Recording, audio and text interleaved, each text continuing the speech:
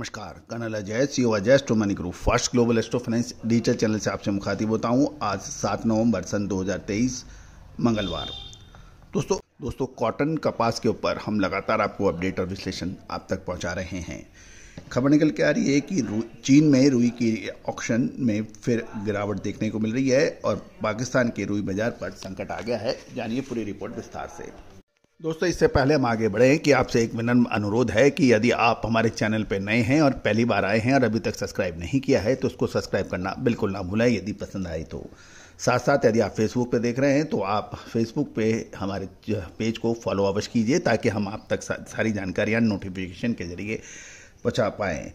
दोस्तों खबर निकल के आ रहा है कि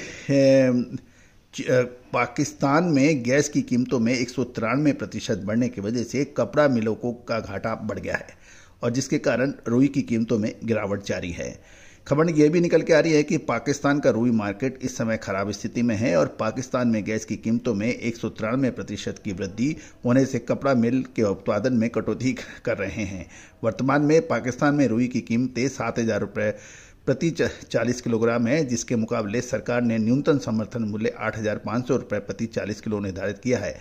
यानी एमएसपी से नीचे भाव रुई के बाजार में पाकिस्तान मार्केट में बन रहा है। पाकिस्तान में पिछले साल उत्पादन जो रुई का था 50 लाख गांठों से कम था, जो इस साल बढ़कर 90 से 95 लाख गांठ होने का अनुमान है।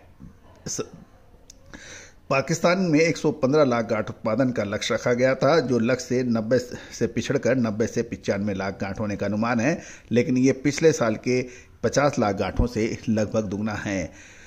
दोस्तों पाकिस्तान में रुई का उत्पादन बढ़ने से इस साल रुई का आयात पाकिस्तान में कम होगा। साथ साथ यदि हम चाइना की बात करें तो सोमवार को चाइना यानी चीन की नीलामी में कुल 70,593 बेल्स आई थी, जिसमें से 47.66% यानी 33,646 गांठें बिक चुकी हैं और सोमवार को रुई की कीमतों में 295 युआन गिरकर 16,103 युआन प्रति टन हो गई है। भारतीय रुपए में इसकी औसत कीमतें 812 रुपये गिरकर 65,586 रुपये प्रति टन के का हिसाब बनता है। जहां जिनशिंग में रुई की कीमतें 194 युआन घटकर 16,070 युआन प्रति टन हो गई है, वहीं भारतीय रुपए में इसकी कीमतें में 393 रुपये घटकर 65,451 रुपये प्रति टन हो गई है।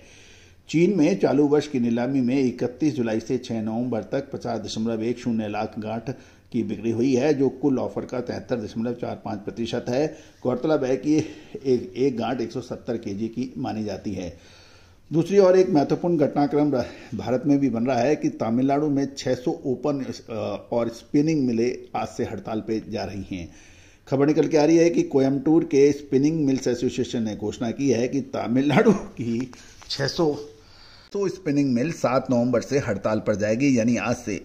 रुई की कीमतों में लगातार बढ़ोतरी और कॉटन यार्न की कीमतों में गिरावट से हो रहे घाटे के विरोध में स्पिनिंग मिलों ने हड़ताल पर जाने का ऐलान किया है।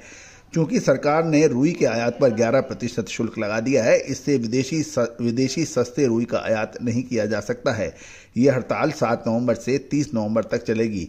इस दौरान तमिलनाडु स्पिनिंग इंडस्ट्री को प्रतिदिन 60 करोड़ रुपए का नुकसान होगा।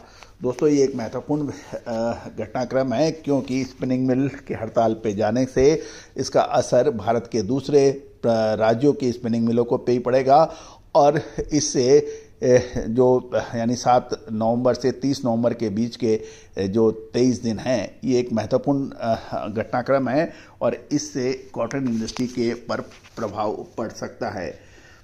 तो दोस्तों कॉटन इंडस्ट्रीज के अंदर आगे क्या तेजी या मंदी रहने की संभावना है, उसकी विशेष रिपोर्ट के लिए संपर्क करें। दोस्तों याद रखिए कि तेजी आने के बाद तेजी और मंदी आने के बाद मंदी कहने से कभी किसी को फायदा नहीं रहा है।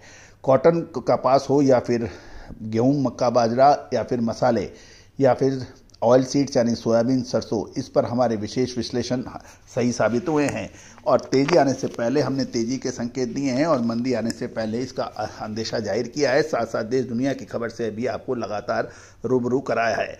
साथ साथ मानसून के ऊपर भी हमारा अग्रिम अनुमान सत्य साबित होते देखे गए हैं। दोस्तों आप यदि जिनर हैं, यदि मिलर हैं या स्पिनिंग मिल के मालिक हैं या फिर कॉटन के स्टॉकिस्ट हैं, तो हमारी अग्रिम विशेष रिसर्च रिपोर्ट आपके लिए फायदेमंद साबित हो सकती है। आज ही संपर्क करें। All the very best, good luck, happy trading.